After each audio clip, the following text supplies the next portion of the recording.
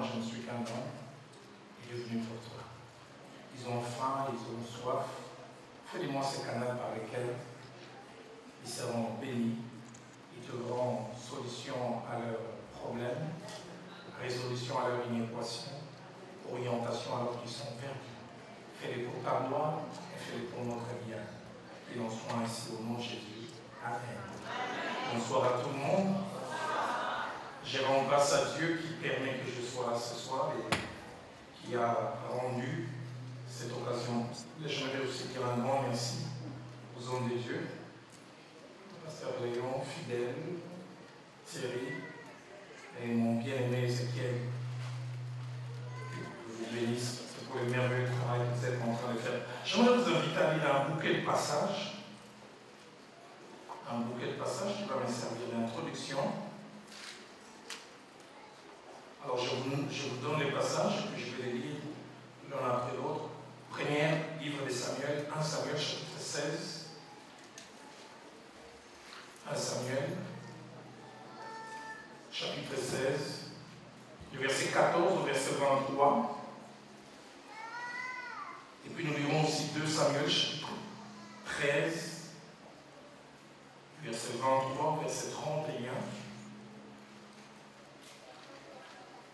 Et nous allons dans le Nouveau Testament et nous lirons 2 passages qui sont les Actes des Apôtres, Acte 6, du 1er au 7e verset, et puis Acte 15, 1er et 2e verset, et puis du verset 4 au verset 6. Alors j'imagine que vous avez noté ces 4 passages, alors je vais faire la lecture de la première portion. 1 Samuel chapitre 16, du verset 14 au verset 23. L'esprit de l'Éternel se retira de Saül, qui fut agité par un mauvais esprit venant de l'Éternel. Les serviteurs de Saül lui dirent: voici un mauvais esprit des dieux t'agite, que notre Seigneur parle. Tes serviteurs sont devant toi. Ils chercheront un homme qui sache jouer de la harpe, et quand le mauvais esprit venant de Dieu sera sur toi, il jouera de sa main, et tu seras soulagé. Saül répondit à ses serviteurs: trouvez-moi donc un homme qui joue bien et amenez-le-moi. L'un des serviteurs prit la parole et dit: voici, j'ai vu plutôt un fils d'Isaïe, Bethléemite, qui sait jouer. C'est aussi un homme fort et vaillant, un guerrier, parlant bien et d'une belle figure, et l'Éternel est avec lui. Saül envoya des messagers à Isaïe pour lui dire: envoie-moi David, ton fils, qui est avec les brebis. Isaïe prit un âne, il chargea des pains, d'une outre de vin et d'un chevreau, et il envoya ces choses à Saül par David, son fils. David arriva auprès de Saül et se présenta devant lui. Il plut beaucoup à Saül et il fut désigné pour porter ses armes. Saül fit dire à Isaïe: je t'ai prié de laisser David à mon service, car il a trouvé grâce à mes yeux. Et lorsque les feux de Dieu étaient sur Saül, David prenait la harpe et jouait de sa main. Saül respirait alors plus à l'aise, s'est trouvé soulagé. Les mauvais esprits s'est retiré. Deuxième livre de Samuel, chapitre 13, du verset 23 au verset 31.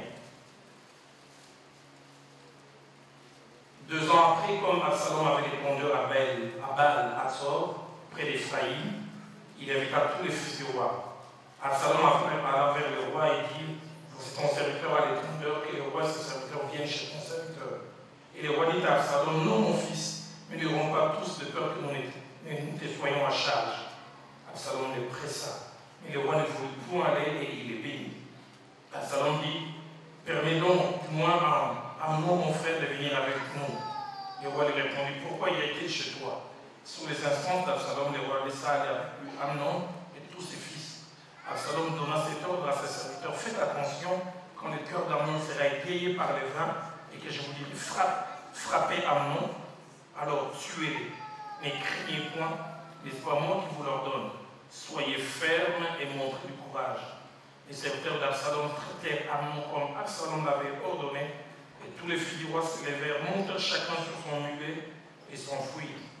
Comme ils étaient en chemin, les bruits parvinrent à David qu'Absalom avait été tué, tous les fils du roi, et qu'il n'en était pas resté un seul. Le roi se leva, déchira ses vêtements, se coucha par terre, et tous ses serviteurs étaient là, les vêtements déchirés. Actes des Apôtres, chapitre 6, et nous lisons du 1er au 7e verset. En ces temps-là, le nombre des disciples est augmentant. Les disciples, les hellénistes plutôt murmuraient contre les Hébreux parce que leurs veuves étaient négligées dans la distribution qui se faisait chaque jour. Les 12 convoquèrent la multitude des disciples et dirent: il n'est pas convenable que nous laissions la parole de Dieu pour servir au table. C'est pourquoi, frères, choisissez parmi vous 7 hommes et qui leur rendent un bon témoignage, qui soient pleins d'Esprit Saint et de sagesse, et que nous chargerons de cet emploi. Et nous, on continuera à nous appliquer à la prière et au ministère de la parole.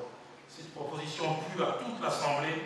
Ils élurent Étienne, homme plein de foi et d'Esprit Saint, Philippe, Procor, Nicanor, Timon, Parménas et Nicolas, prosélyte d'Antioche.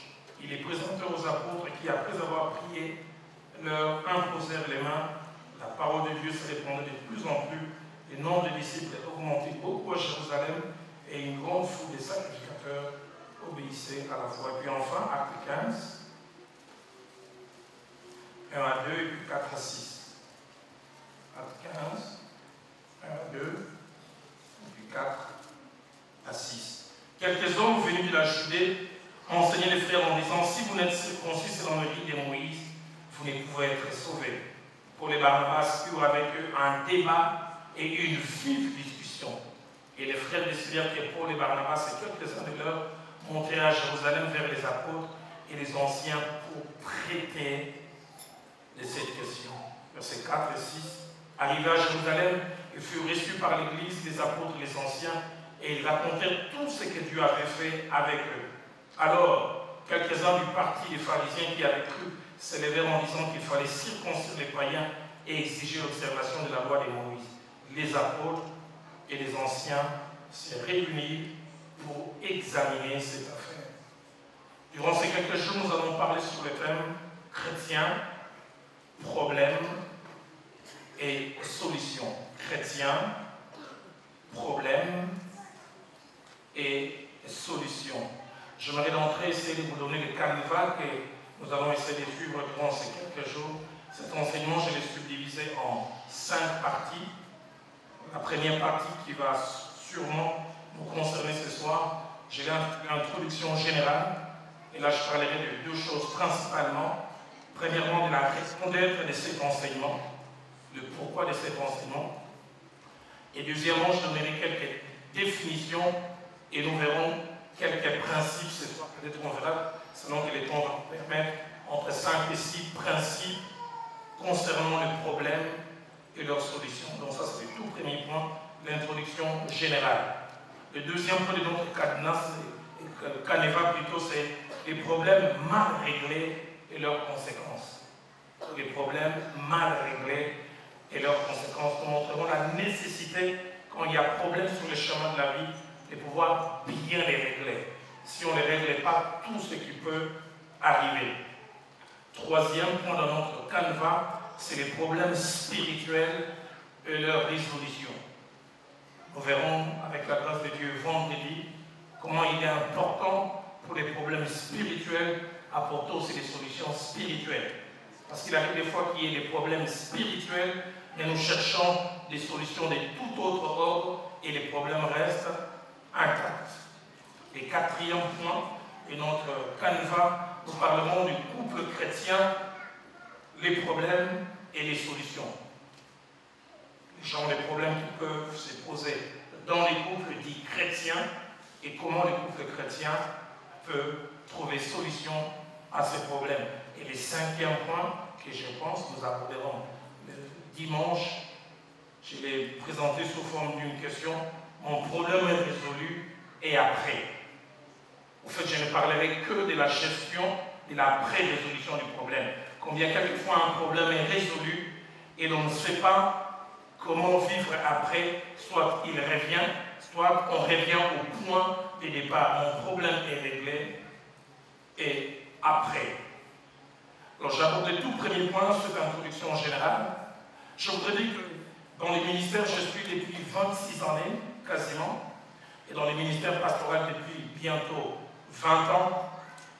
J'ai eu affaire dans le cadre de mes entretiens pastoraux, dans le cadre de tout ce que je dois avoir comme suivi, j'ai eu à rencontrer des personnes de différents âges, races, différents continents et même différentes dénominations qui ont été en contact avec des problèmes, des situations difficiles. J'ai vu les uns bien les résoudre, d'autres pas. J'ai vu certains attaquer les problèmes comme ils se devaient en ayant des bases totalement chrétiennes, mais d'autres se disant chrétiens attaquer les problèmes à la manière du monde. Et j'ai vu comment la manière d'attaquer les problèmes avait de l'incidence sur la qualité de vie. Et comme je l'ai dit, j'ai vu aussi des personnes supposées ou prétendues chrétiennes résoudre leurs problèmes comme s'ils n'avaient rien de chrétien. C'est pourquoi le but de cet enseignement est quadruple. Donc j'ai 4 buts que je vise au travers de cet enseignement. Le premier but, c'est informer. Informer les chrétiens que les problèmes sont des réalités qui peuvent arriver à tout le monde, même à nous, enfants de Dieu. Informer. Donc dire aux chrétiens que nous sommes, que les problèmes, c'est une possibilité. Même si nous sommes enfants de Dieu, ne jamais trouver cela anormal. Dans 1 Pierre chapitre 4, verset 12, l'apôtre parle à un groupe de croyants, écoutez ce qu'il leur dit. Bien-aimés, ne soyez pas surpris comme d'une chose étrange qui vous arrive, de la fournaise qui est au milieu de vous pour vous éprouver. Ils vivent une situation, mais parce qu'ils n'ont pas été informés, ils sont étonnés, ils sont sous les chocs. Ils ne prenaient pas cela comme étant quelque chose d'anormal. Il reste même la version française où on dit, chers frères, ne vous étonnez pas d'être en plein feu de l'épreuve, comme si vous arrivait quelque chose d'anormal. Deuxième but et objectif que je vise au travers de cet enseignement, c'est ouvrir les yeux des croyants que vous êtes, que nous sommes, sur les conséquences possibles attachées à la mauvaise résolution des problèmes. Ouvrir les yeux des croyants sur les conséquences, j'allais même dire négatives, possibles attachées à la mauvaise résolution des problèmes. Et là, nous verrons des exemples à la fois bibliques, des gens qui ont été confrontés à des problèmes, comment ils ont pu aborder cela. Du reste, en 1 Corinthiens, chapitre 10, au verset 11, l'apôtre Paul dira « Ces choses leur sont arrivées pour nous servir d'exemple, et elles ont été écrites pour notre instruction. » Je viens d'une famille dont le père est enseignant. Depuis que je l'ai connu, il a toujours été directeur d'école et même de l'école primaire. Il a l'essence des tournures des phrases. Mon père avait toujours cette tendance à nous dire cette phrase « Roland, dans la vie, il n'y a pas de nouvelles gaffes, il n'y a que de nouveaux gaffeurs. » Donc les anciennes gaffes qui trouvent des nouveaux candidats pour les commerces. Et il ajoutait toujours celui qui n'apprend pas les erreurs des autres deviendra lui-même une référence pour les prochaines personnes. Et si nous apprenons les erreurs des autres, nous sommes comme vaccinés. Et nous allons voir au travers de la parole de Dieu, et nous allons voir au travers des exemples pratiques des gens qui ont été confrontés à des problèmes, qui les ont mal gérés, comment les conséquences ont suivi après. Troisième but ou troisième objectif, c'est équiper les croyants que vous êtes et que nous sommes. C'est-à-dire leur donner des outils nécessaires pour qu'ils puissent affronter les problèmes. Souvent, les gens n'arrivent pas à relever certains défis malgré leur sincérité, malgré tout ce qu'ils peuvent avoir comme bonne foi, parce qu'ils n'ont pas l'équipement nécessaire. Pour certaines situations, la seule bonne volonté ne suffit pas. Il faut avoir les bagages nécessaires qui nous permettent d'affronter certaines situations. L'apôtre Paul ayant enseigné sur la difficulté qu'il y avait dans la vie, les combats qu'il y avait dans la vie, surtout dans l'aspect spirituel, j'aime ce qu'il dit dans Éphésiens chapitre 6, au verset 13. Il dit, c'est pourquoi prenez toutes les armes de Dieu, afin de pouvoir résister dans les mauvais jours et tenir ferme après avoir tout surmonté. Il leur a montré que les combats spirituels existent, mais il dit, pour affronter cela, il faut être équipé. Prenez les armes.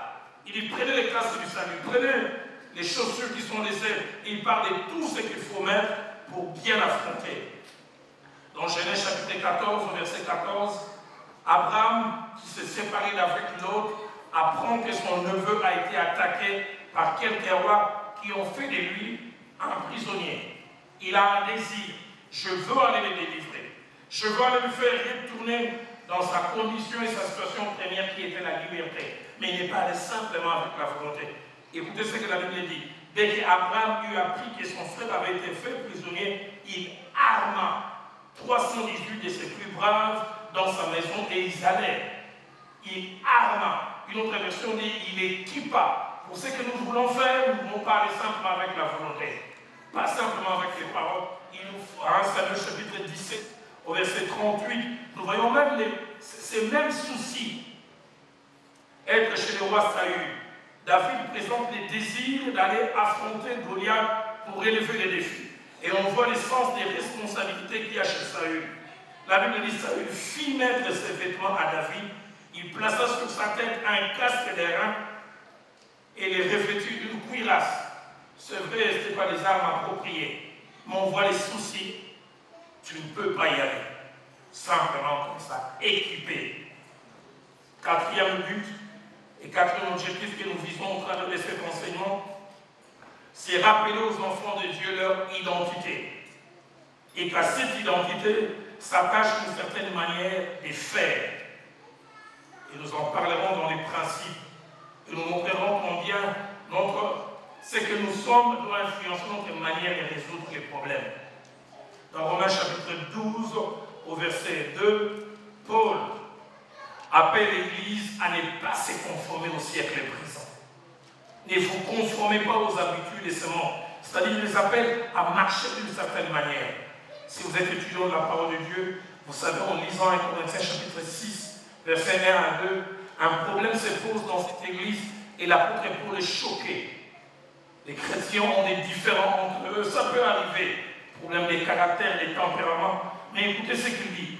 Quelqu'un de vous, lorsqu'il a un différend avec un autre, ose-t-il plaider devant les injustes et non devant les saints?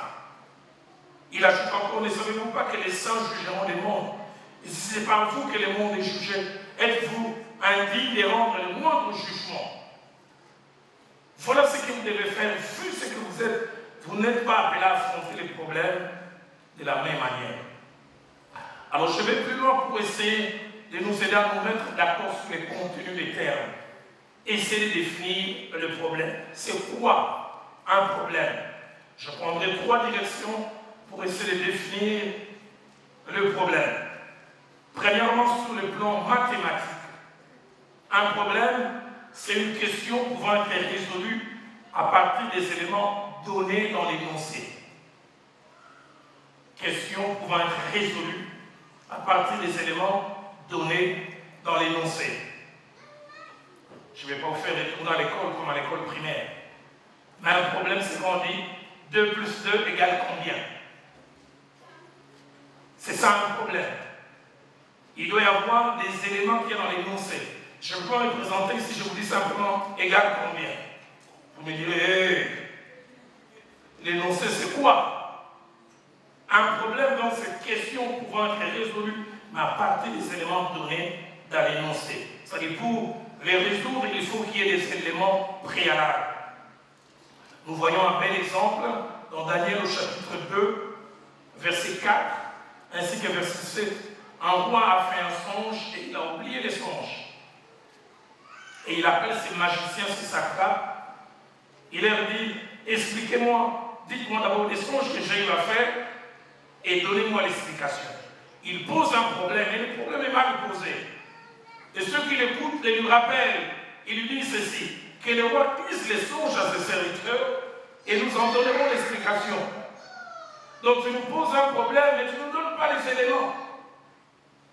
Que le roi dise les songes et nous en donnerons l'explication. Une autre version dit que le roi communique ce qu'il a rêvé et nous pouvons en donner la signification.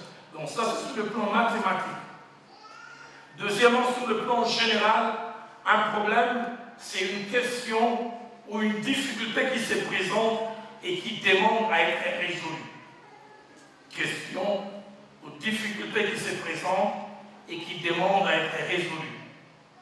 À être résolue par l'utilisation d'une méthode connue ou inconnue, rationnelle ou scientifique. il y a un problème, il y a plutôt une question, il y a une difficulté qui se présente et on demande résolution. Dans Marc chapitre 9, verset 18, la Bible nous parle des disciples de Jésus-Christ qui ont été confrontés à un problème. Un homme a amené un enfant qui avait un problème, écoutez ce qu'il dit, en quelques lieux, que cet esprit les saisit, il les jette par terre, l'enfant écume, grince des dents et devient tout raide. Problème. Il ajoute, j'ai prié tes disciples de chasser l'esprit et ils n'ont pas pu. J'ai amené un problème, ils ont utilisé toutes sortes de méthodes, mais à la fin, le problème est resté intact. Rien n'a bougé, parce qu'ils n'avaient pas les éléments nécessaires pour changer ces conditions. Troisièmement, sur le plan pratique, parler des problèmes, c'est parler d'un souci ou d'un ennui qui provient d'un état des choses non satisfaisant. Souci ou ennui qui provient d'un état des choses non satisfaisantes et pour lesquelles une solution ou une issue de sortie existe. Sortie ou issue existe, mais cette sortie, il faut l'identifier, la trouver, l'utiliser et l'appliquer. Et les 4 textes que nous avons lus au début sont des textes révélateurs. 1 Samuel chapitre 16, 14 à 23 nous montre que les problèmes peuvent arriver à n'importe qui. Et là, c'est un roi qui a un problème. Il a un problème à la fois physique, mais un problème aussi psychique. Il commence à avoir des délires. Les rois n'arrivent plus à jouer son rôle de roi parce qu'il perd un peu la tête. Et puis voilà, tout autour de lui, on commence à chercher des solutions. Et ce que j'aime déjà là, nous le ferons dans les principes, il a un problème et lui-même n'a pas la solution. Et l'on voit c'est d'autres personnes en dehors de lui qui réfléchissent sur la solution. Et ce que j'aime, finalement, il propose une solution qui résout son problème. Je voudrais dire à quelqu'un, tu auras les problèmes pour lesquels toi-même tu n'as pas la solution. Tu n'as pas la solution parce que même tu les constates même pas que tu as un problème. Délire, mais ils pensent que tout va bien. Ce sont ceux qui sont en dehors qui voient, mais Saül a un problème. Quand les gens viennent pour audience, roi Saül, on veut ceci, il dit, est-ce qu'il y a du pain? Est-ce que les foufous est prêt? C'est le roi a un problème. On dit, roi, il y a une délégation qui est arrivée, il dit, est-ce qu'il y a des billes ici? Moi, je vais jouer aux billes. On rigole. Mais qu'est-ce qu'il y a? Et il a fallu que quelqu'un constate. Et puis finalement, David a été appelé, il a joué à la harpe et le roi a retrouvé les bons sens. Combien il est important pour quelques problèmes d'avoir l'humilité.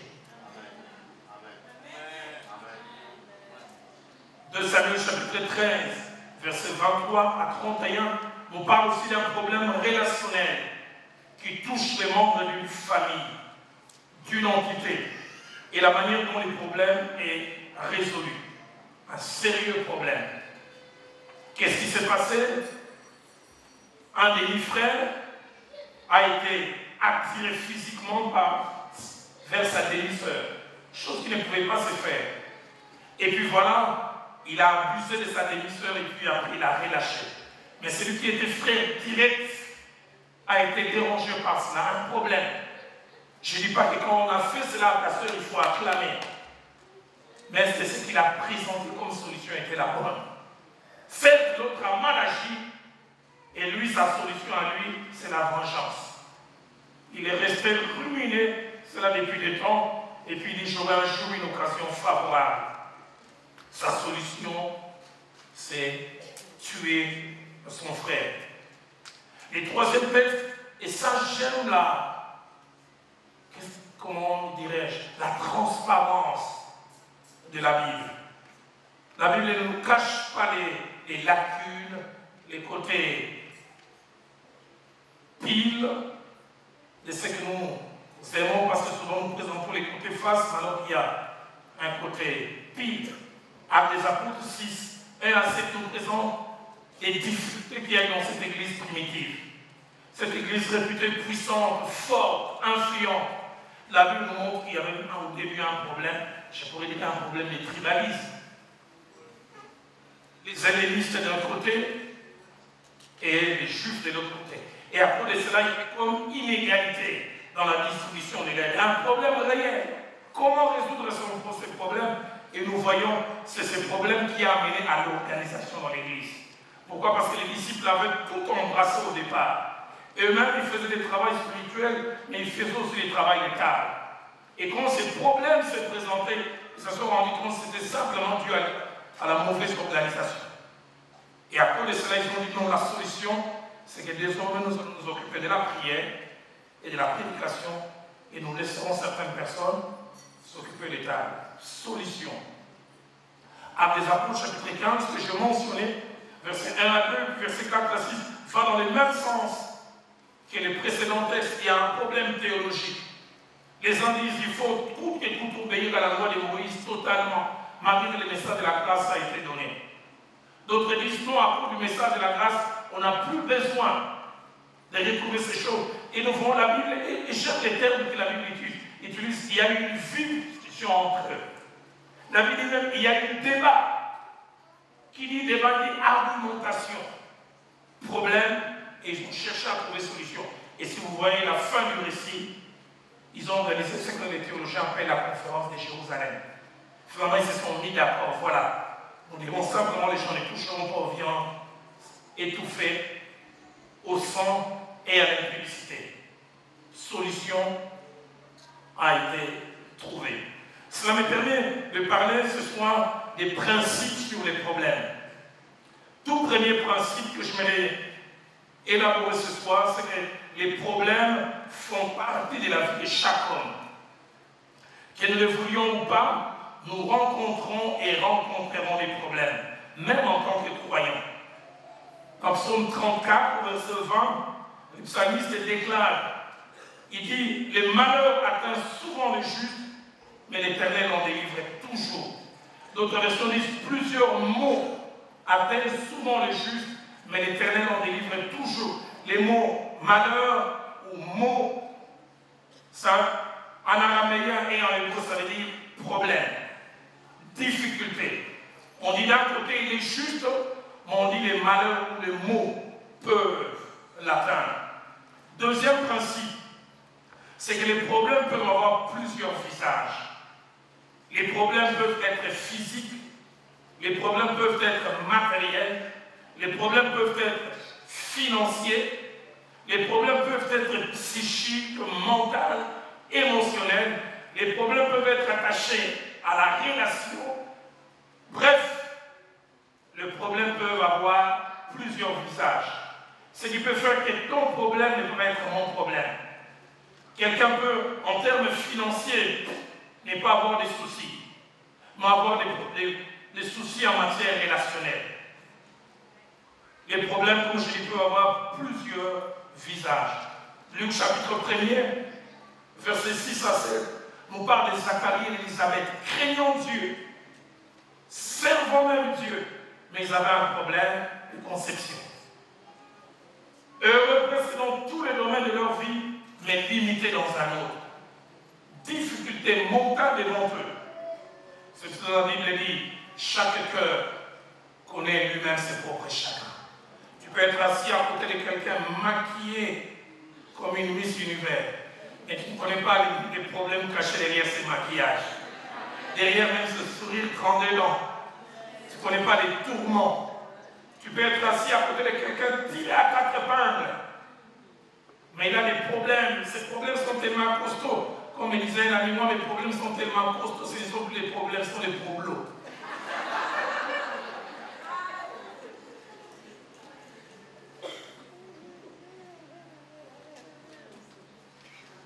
Luc chapitre 12, verset 14, nous parle de deux jeunes gens qui ont un problème. Leur problème, c'est comment partager l'héritage. Pas de problème de santé, ils n'ont pas une maladie, ils n'ont pas un problème quelconque, mais ils ont un problème, comment faire pour se partager. 2 Samuel chapitre 15, verset 1 à 14, le roi David a tout, mais il a un problème, comment gérer la rébellion? Son fils Absalom s'est mal comporté, comment faire? Faire mon de laxisme, frapper? Troisième principe, c'est que les problèmes peuvent avoir plusieurs origines. Il y a 4 origines ou sources principales de nos problèmes. Première source, nous-mêmes. Il peut arriver que nous avons des problèmes et nous-mêmes nous sommes à la base. Nous-mêmes par nos choix, nous-mêmes par nos décisions, nous-mêmes par certains actes que nous posons. Deuxième origine ou deuxième source des problèmes, ce sont les autres. Nous devons nous retrouver dans des problèmes pour lesquels nous-mêmes n'avons rien fait. Mais les gens nous ont amené des noms. Troisième source des problèmes, les diables ainsi que les démons. Ça, c'est même leur spécialité. Ils ne savent faire que ça. Quatrième source des problèmes, ça peut vous étonner, c'est Dieu. Dieu peut quelquefois, mais dans Juge chapitre 16, versets 21 à 25, la Bible nous parle de Samson qui s'est retrouvé dans un problème. Yeux crevés, et désormais esclave au pays des Philistins, il devient un objet de moquerie. Il tourne la meule dans un pays étranger. Mais ce problème, c'est lui-même qui l'a pris. Il n'a pas su gérer la convoitise.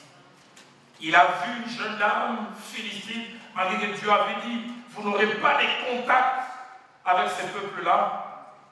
Il est allé. Et les problèmes s'en est suivi. Combien de fois nous avons vu de jeunes filles qui craignent Dieu, marchent dans la crainte de Dieu. L'âge du mariage tard. Puis il s'est dit, non, je ne veux pas coiffer la Sainte Catherine. Je veux aller avec n'importe qui. Et tu y vas avec n'importe qui, et tu découvres que cet homme qui avait l'air d'être doux était aussi un bon boxeur. C'est comme si lui et Mike Tyson, ils ont commencé la carrière au même moment. Et tu commences à souffrir. Je me souviens d'une jeune femme qui est venue me voir un jour ou après à peine 8 mois de mariage, malheureuse. Elle a prononcé une phrase que je n'ai jamais oubliée. Elle m'a dit, pasteur, mieux vaut vivre la solitude en étant seul que vivre la solitude en ayant quelqu'un à ses côtés. J'ai pensé à me marier, trouver quelqu'un, mais je me suis retrouvé dans la solitude en ayant quelqu'un. On n'a rien en commun. Une autre jeune fille rentre dans mon bureau, je me souviens, c'est en 96. Elle est de Kinshasa. 13 ans de mariage. Elle rentre et ça s'est dit, pasteur, tu veux que je te dise mon mari? Comme les Quinois savent parler. Pasteur, je dis, là. Mon mari, c'est le petit frère propre des Sakon. Donc il y a Sakon qui nous suit après. Je te jure, mon mari, c'est le petit frère du diable. Je lui ai dit, tu l'as su quand? Pendant les fiançailles, tu ne savais pas que ton mari avait des liens de filiation avec les diables. À quel problème que nous craignons nous-mêmes? Jeune homme appelé dans l'œuvre de Dieu, dans le travail de Dieu, tu ne prends pas le temps de prier Dieu, de Seigneur, est-ce que c'est la bonne femme qu'il faut pour mon ministère? Parce qu'on peut avoir un bon partenaire sexuel et ne pas avoir un partenaire pour la vie.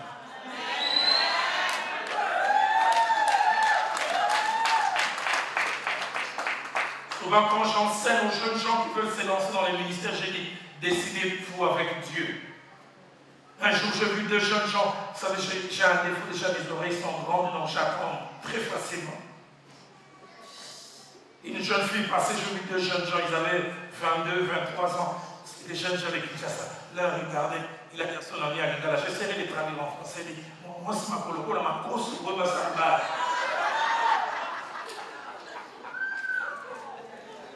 Une femme qui a les pieds comme les pieds des porcs. Ça c'est. J'ai appelé les jeunes, je lui ai fait attention aux pieds des porcs. Si elle est menteuse, tu auras ses pieds de porc et ça ne te dira plus rien. Et les gens seront étonnés, c'est une femme qui a comme des pieds de porc. Commencez à regarder des femmes qui ont les pieds comme des joueurs de rugby.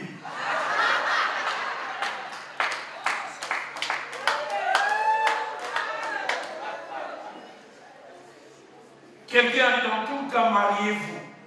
Il dit, vous tombez sur une bonne femme, vous serez heureux. Vous tombez sur une mauvaise, vous serez philosophe. Et lui-même était philosophe. Vous savez, un très bon mariage, c'est pour un adorateur. Chaque matin, quand vous vous levez, vous dites Alléluia. Mais un mauvais mariage, c'est pour un intercesseur.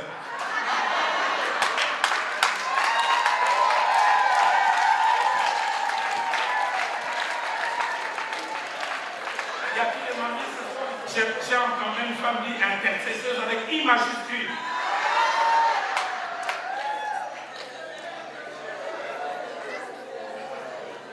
Vous savez, quand un mariage ne va pas très bien, les chants qu'on aime, c'est les chants qui parlent du ciel.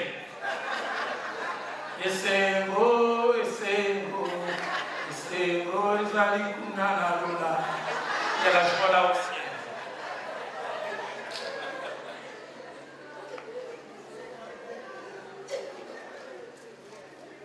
Mariez-vous bien.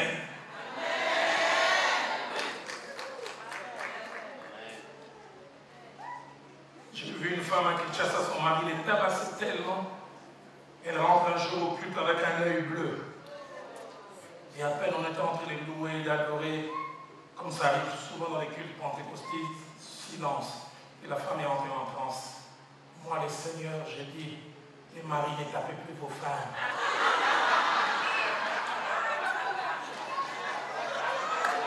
Et maman dit simplement que mon mari me tape beaucoup.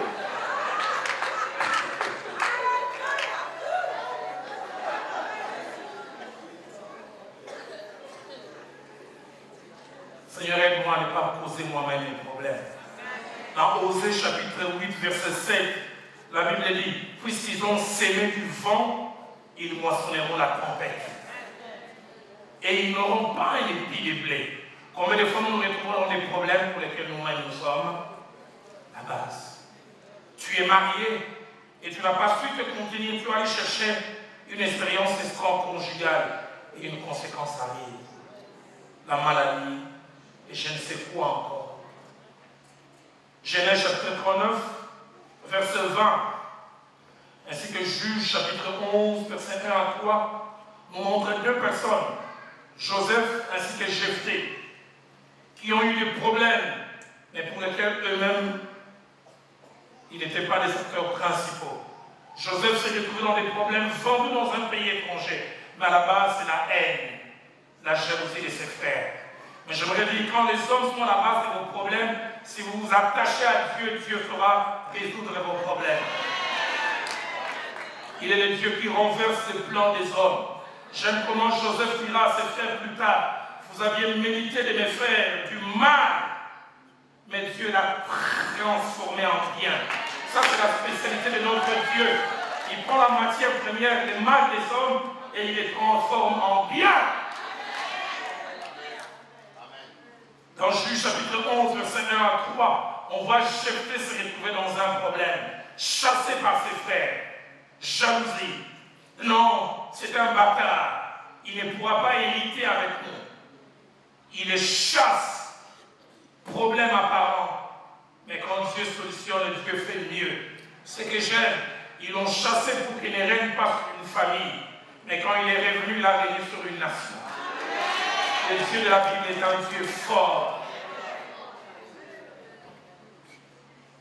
En Chronique chapitre 21, verset 1 à 17, nous parle d'un problème dans lequel David s'est retrouvé. Il a fait faire les dénombrements, chose que Dieu ne voulait pas. Et parce qu'il a fait faire le dénombrement, Dieu s'est fâché et il a frappé. 70 000 personnes ont été tuées. Mais le point de départ, c'est le verset 1 qui le montre. La Bible dit, Satan excita David à faire les dénombrements. David s'est retrouvé dans un problème, non pas parce qu'il voulait, mais le diable l'a conditionné, l'a poussé dans une certaine direction à agir d'une certaine manière. Et je prendrai aussi deux textes qui nous montrent que quelquefois Dieu peut être à la base de nos problèmes. Deutéronome chapitre 8, versets 2 à 3. ainsi que Juge chapitre 3, versets 1 à 2. Dans Deutéronome chapitre 8, versets 2 à 3, Dieu parle à son peuple par la bouche de Moïse, dit, souviens-toi de tous les chemins que l'Éternel, ton Dieu, t'a fait faire pendant les 40 années dans le désert. Israël aurait pu en quelques jours quitter l'Égypte et directement rentrer dans la terre promise, mais Dieu a décidé qu'ils allaient tourner 40 ans. Il dit, c'est Dieu qui t'a fait faire ces chemins. Pourquoi? Afin de t'humilier, de t'éprouver, pour savoir quelles étaient les dispositions de ton cœur. Et si tu garderais ou non ces commandements. Chaque fois que Dieu est à la base d'un problème, il y a toujours un but pédagogique. Caché de nous, inconnu, mais qui est là. Et si nous sommes proches de lui, nous saurons. Chaque fois que tu regardes, je n'ai pas péché, je n'ai pas. Tu as le tour d'avoir un problème, dis Seigneur, qu'est-ce que tu veux m'enseigner? Parce qu'il y a toujours une leçon. Le verset 3 ajoute, il t'a humilié. Il t'a fait souffrir de la faim. Il t'a nourri de la manne que tu ne connaissais pas et qui n'avait pas connu tes pères, afin de t'apprendre que l'homme ne vit pas seulement du pain, mais que l'homme vit de toute parole qui sort de la bouche de l'Éternel. Juge chapitre 3, verset 1 à 2 est un passage étrange. Écoutez ce que la Bible dit. Voici les nations que l'Éternel laissa pour éprouver par elles Israël. Tous ceux qui n'avaient pas connu toutes les guerres des Canaan. L'Éternel voulait seulement que les générations des enfants d'Israël puissent connaître et apprendre la guerre, ceux qui ne l'avaient pas connue auparavant. Israël a quitté l'Égypte. Ils sont dans la terre promise. Bientôt, on va disposer des territoires. Et partout, Dieu permet qu'ils puissent vaincre les ennemis. Il y a des ennemis que Dieu a laissés, il a dit, vous restez. Vous leur servirez des gymnastiques.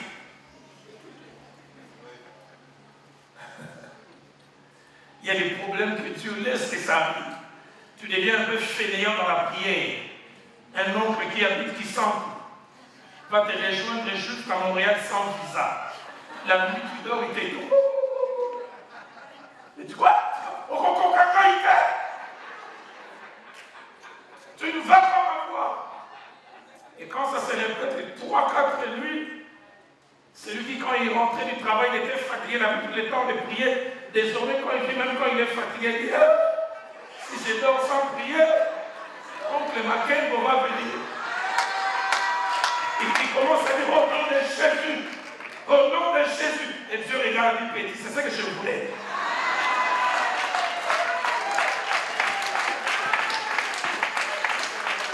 Je me refais une prière, je sais que tu diras pas Amen, mais moi je peux dire Amen. Seigneur, s'il y a quelqu'un qui ne prie plus beaucoup, Seigneur, donne-lui ces genres d'exercices.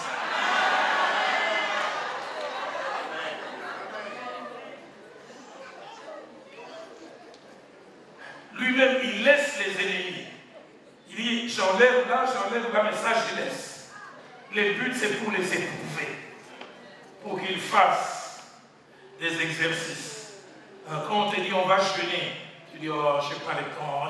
Tu commences à nous donner un cours de physiologie et de biologie. Dieu a-t-il réellement besoin de la privation de nourriture pour exercer?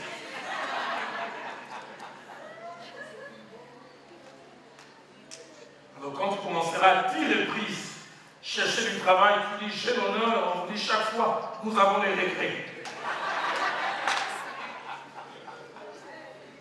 Vous commencez à vous rendre compte que non, malgré les diplômes, les problèmes ailleurs. Et quand les pasteurs diront, il y a jeune, ça commencera à 8h, à 5h du matin, tu es déjà là. Parce que tu as pris conscience que ça va au-delà. Quelqu'un comprend ce que Dieu m'est à cœur d'enseigner ce soir? Quatrième principe, c'est qu'en rapport avec les problèmes, nous avons deux types de problèmes. Premièrement, nous avons les problèmes pour lesquels nous avons la solution nous-mêmes. Nous avons la solution nous-mêmes. Mais deuxièmement, il y a des problèmes pour lesquels nous n'avons pas de solution. Ces solutions peuvent venir d'autres personnes, ou même un humain n'a pas de solution. Ça doit aller au-delà.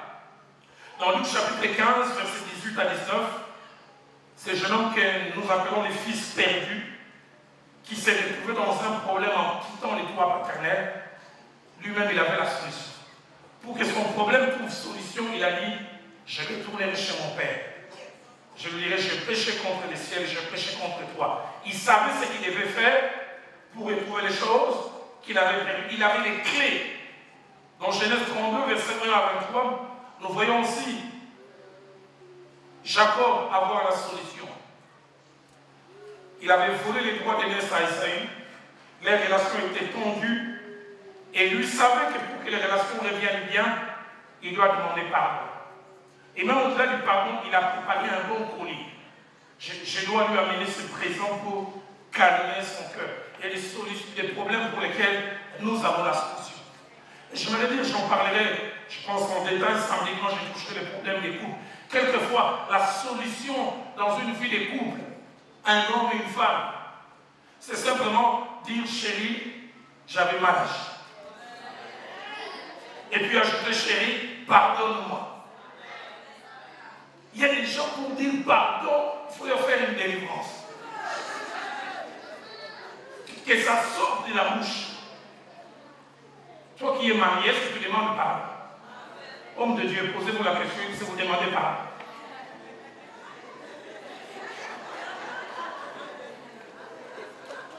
Je ne veux pas polémiquer ici. Dans mon pays, il y a une tribu réputée. Les pardons n'existaient pas dans leur langage. Je suis arrivé dans la maison de l'un des frères de cette tribu. Il y avait 10 commandements. Article 1, l'homme a toujours raison. Et puis il y a eu 8 articles intermédiaires. Et puis les 10e. Quand vous arrivez à l'article 10, on dit en cas de doute, référez-vous à l'article 1.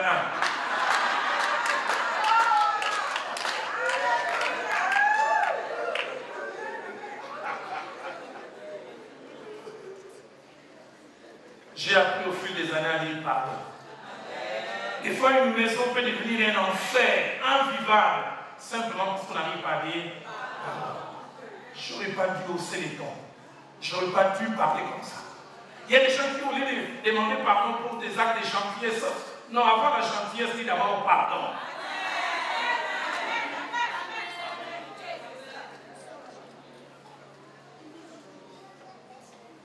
Il y a des problèmes pour lesquels nous avons la solution. Il y a des problèmes aussi pour lesquels nous n'avons pas de solution. Dans 2 Chroniques, chapitre 20, verset 12, Josaphat ainsi que Judas se retrouvent devant un problème. Mais écoutez ce que le roi dit, nous ne savons que faire. Nous ne savons que faire. Il a un problème, mais il reconnaît, je n'ai pas de solution. Le psalmiste a dit, je lève les yeux vers les montagnes, d'où me viendra le secours. Sur le plan humain, incompétence, je ne sais que faire. Je m'encontre dans le livre de Rois, 2 Rois chapitre 6, au verset 27. Un roi est présenté comme étant celui qui peut trouver la solution à un problème. Il y a famine en Samarie. Et cette dame crie vers le roi, roi, sauve-nous. Écoutez ce que le roi dit, avec quoi vous sauverai-je? Avec ce qui vient du pressoir, il dit, si l'Éternel ne vous sauve pas, il veut dire, je n'ai pas la solution à ces problèmes. Je l'ai dit et je me le redire dans les jours qui viennent. Il y a des problèmes pour lesquels nous ne devons pas nous rester chez nous, crions au secours. Je suis en train de me noyer. Si on ne m'aide pas, je suis foutu. Que quelqu'un vienne m'aider. Quelquefois, comme le fils des prophètes qui avait emprunté cette hache, il nous faut crier, je l'ai emprunté. Je ne sais comment nager, aller dans l'eau, de trouver que quelqu'un m'aide. Apprenons à crier au secours. Si quelqu'un est d'accord avec moi, qui dise Amen. Cinquième et avant-dernier principe pour cette soirée, c'est que notre façon de résoudre les problèmes révèle notre cœur et ce que nous sommes. Qu'est-ce que je veux dire? Je veux dire notre vraie nature, c'est votre notre manière de résoudre nos problèmes. Dans Matthieu chapitre 1, verset 19, un jeune homme appelé Joseph se retrouve devant un problème. Le problème, c'est qu'il était dans une relation de fiançailles avec une jeune fille. Ouf! Quand j'essaie de dire ça, je dis, j'aurais été à la place du frère Joseph, comment j'aurais agi? Un beau jour, il vient voir sa fiancée lui dit, Joseph, Du reste, ils étaient en train de parler, Joseph a vu sa fiancée.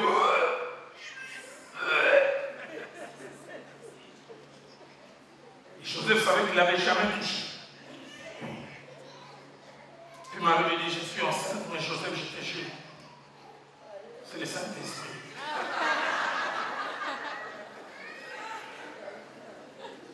Joseph dit, Sainte et quoi?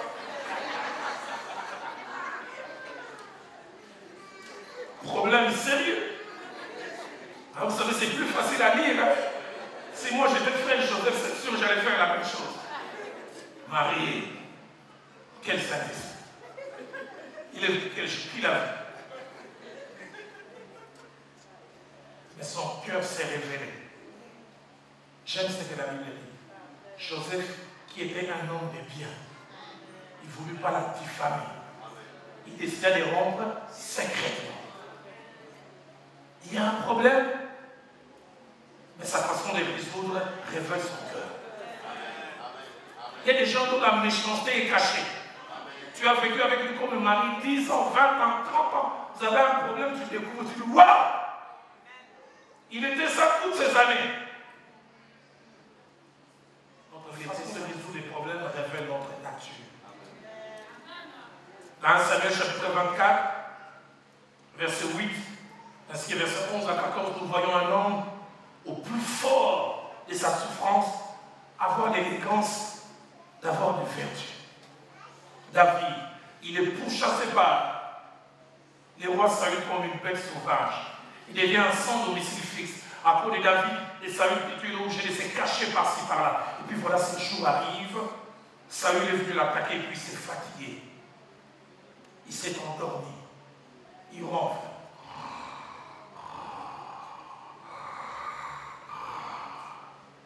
Écoutez l'interprétation prophétique des amis de David. C'est l'Éternel qui délivre ton ennemi. Papa, est-ce que Dieu peut permettre vraiment qu'il vienne ici et dormir simplement comme ça? Ça, c'est ton jour. This is your day. Et D-Day. La Bible dit David arrêta ses gens. Et ce que j'aime, il coupe simplement un pan du vêtement de Saül et puis il s'éloigne. Et quand il s'éloigne, écoutez comme il appelle mon Seigneur. Aïe, aïe, aïe. Moi, j'aurais été David, je l'appellerais ex-point. Sorcier. Mais il a un cœur respectueux même du mauvais. Mon Seigneur. La vérité, quand Saül a parlé, il s'est prosterné. Pourquoi cherches-tu à me poursuivre? Mais j'aime ce qu'il ajoute. Il dit, du méchant vient la méchanceté. D'un cœur méchant ne peut sortir que la méchanceté. Quelqu'un a dit, si tu prends un verre, tu places ici, et tu mets de l'eau dedans, si tu donnes un coup sur la table, ce qui sortira, c'est ce qui était dedans. Il y a des choses qui sont dans la plupart d'entre nous, mais qui sont cachées parce qu'il n'y a pas de crise. Dès qu'une crise arrive, vous voyez la vraie nature de quelqu'un. Qui es-tu réellement? Ce que tu es va se révéler quand il y aura des problèmes. Matthieu chapitre 12, verset 35, Jésus dit, l'homme bon tire des bonnes choses de son bon trésor. Et l'homme méchant tire des mauvaises choses de son mauvais trésor. Ta façon, ma façon de résoudre les problèmes va révéler ce que je suis réellement. Je termine avec ce 6e principe en ce jour. C'est que devant un problème, il y a deux types de solutions. Devant les problèmes, il y a deux types de solutions. Il y a premièrement la bonne solution et deuxièmement la mauvaise solution. La bonne solution a deux caractéristiques. La première caractéristique de la bonne solution, c'est qu'elle résout les problèmes initiaux. C'est-à-dire, le fait disparaître. J'aimerais insister. Une solution n'est solution que si elle fait disparaître le problème initial. Si le problème initial a simplement diminué, ou est encore là, une solution n'est pas une solution. Donc la caractéristique d'une bonne solution, elle fait disparaître les problèmes initiaux totalement. Mais deuxième caractéristique d'une bonne solution, elle apporte la quiétude ainsi que la tranquillité. On sait en jouir. Mais une mauvaise solution a aussi deux caractéristiques. Une mauvaise solution garde soit les problèmes initiaux intacts ou l'aggrave. Ça, c'est une mauvaise solution. Ça garde les problèmes initiaux intacts ou ça l'aggrave encore. C'est pour ça que je dis une solution n'est réellement solution que si elle fait disparaître les problèmes. Si les problèmes ne disparaissent pas, donc tu fais de la malaria. Pour que ça s'arrête, il faut prendre la quinine. Tu prends la quinine, 2 jours après la fièvre revient. C'est que les problèmes arrivent. Mais c'est pour ça que je vais aussi insister en disant pour certains problèmes, il faut chercher la panacée adéquate. Il y a certaines personnes qui font de la malaria spirituelle, mais qui prennent simplement de l'aspirine. Ça calme les symptômes pour un temps, mais les problèmes restent intacts. Ce n'est qu'une accalmie. Quelquefois, il faut prendre la quinine amère, mais qui résout les problèmes et les résout totalement et pleinement. Mauvaise solution et garde intact les problèmes initiaux ou soit la grave. Deuxième caractéristique, elle amène les troubles et des fois une fausse accalmie alors que le problème est réel. En Samuel chapitre 2, versets 32 à 25, nous reviendrons ici quelque chose sur ces textes. Il y a un problème dans la maison d'Élie, les sacrificateurs. Ses enfants se méconduisent. Ils vont avec les femmes d'autrui. Ils gèrent avec légèreté les choses sacrées. Élie, les sacrificateurs, lui a apporté la solution qu'il fallait. Il est léger dans sa solution. Double les conséquences. 1, ses enfants vont mourir. Et deuxièmement, lui-même aussi finira par mourir. Pourquoi? Parce qu'il n'a pas su apporter la solution qu'il fallait. Et en terminant, notez cette phrase qui va nous servir des transitions pour demain.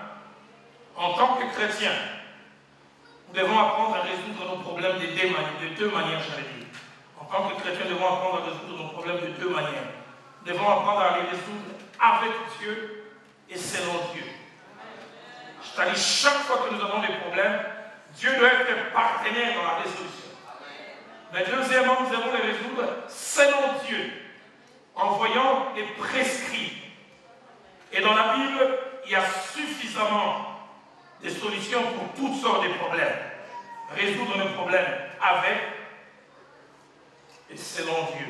Faire de lui le partenaire, mais aussi le faire avec ce que lui, il a présenté comme ligne de conduite. J'aimerais nous inviter à baisser nos têtes dans la prière ce soir. J'ai essayé juste de poser les bases, et avec la grâce de Dieu, demain nous irons encore en profondeur. Mais je ne peux m'empêcher de lancer cet appel qui résonne dans mon cœur depuis 3 jours et qui est revenu encore fortement ce soir. Y a-t-il quelqu'un ce soir qui a un problème? Je ne sais lequel, physique, tu as tout essayé, moral, psychique, un problème pour lequel tu as besoin d'une intervention surnaturelle. J'aime bien quand la Bible dit, alors qu'il y avait ce problème, la solution a été qu'une pierre soit lancée sans les secours d'une main. Et des fois, c'est les champs de solutions dont nous avons besoin. Le psalmiste dit, je lève les yeux vers la montagne, d'où me viendra le secours. Mais lui-même dit, les secours me viennent de l'Éternel, qui a fait cieux et terre. Y a-t-il quelqu'un qui a un problème? Je ne sais lesquels. Problème de santé, problème financier, problème administratif, problème, je ne sais pas moi, relationnel, problème psychique, problème pour lesquels soit c'est toi-même qui est à la base, ce sont les autres, les diables, peut-être Dieu, un problème pour lesquels tu veux dire, je veux que Dieu intervienne. Si tel est ton cas, je demanderai simplement de te lever là où tu es. J'inviterai l'homme de Dieu. Pasteur Ézéchiel a venu tout à l'heure, il va prier pour ces hommes et ces femmes qui ont des problèmes. Mais le deuxième problème, Les musiciens peuvent revenir. Il y a dans mon cœur ces cantiques qui montrent, attire-moi à toi. Ne me laisse pas. Je vais tout abandonner pour notre amitié. Cela me permet de lancer ce deuxième appel. C'était tellement fort dans mon cœur ce matin. Je me suis réveillé très tôt ce matin et je priais pour ces assises. Dieu m'a dit, Roland, il y a quelqu'un là où tu vas enseigner qui est dos contre les murs. Il est prêt à craquer, il est prêt à craquer. Tu te retrouves devant un problème. Mais Dieu m'a dit de te dire, il est prêt à intervenir pour ton problème. Mais à une condition. Peut-être tu es assis ou assis, mais tu es debout. Dieu m'a dit, tu t'es refroidi avec le temps. Tes priorités sont désormais ailleurs. Les dieux que tu as servis autrefois n'est plus les mêmes. Et quand je priais ce matin, Dieu me disait, Roland, dis que je suis nostalgique. J'ai le souvenir d'autrefois quand il m'aimait. J'ai le souvenir d'autrefois quand il me servait. Quand Dieu envoie ce message par la bouche des anges, il dit, va dire à cette église, ce que je contre elle, c'est qu'elle a abandonné son premier amour. Dis à cette église qu'elle m'aime encore, mais elle m'aime plus comme autrefois. La passion n'est plus là. La flamme n'est plus là. Il y a quelqu'un qui se retrouve dans les problèmes. Dieu m'a dit de te dire, tu n'auras même pas besoin de prier réellement pour ce problème. Fais simplement une chose, reviens à lui. Dis-lui, Seigneur, je te redonne ma vie. Seigneur, je vais revenir à quand je te dis des choses que je n'ai pas entendues. Je dis ce que Dieu m'a dit. Si tu reviens à lui, tu verras comment, en un instant, j'aime quand Dieu parle par la bouche d'Ésaïe, qui va dire à ce peuple, si seulement il écoutait ma voix, son bonheur serait comme un fleuve qui coule. Son bien-être serait comme un torrent, alors que les cantiques sont en train de jouer. Si tu t'es levé, si tu es resté assis ou assise, et que tu fais partie de ceux ou celles qui sont dos contre les murs, et pour qui le premier pas est le plus important vers la solution, c'est une réconciliation avec Dieu, alors que les cantiques jouent. D'abord, je vais qu'on redevienne ce qu'on était autrefois, toi et moi, Seigneur. Tu es mon désir. Je ne veux que toi. Je ne veux que toi. Rien ne peut te remplacer. Il n'y a pas de substitut à toi. Rien ne peut te remplacer. Près de toi, moi, je suis assuré.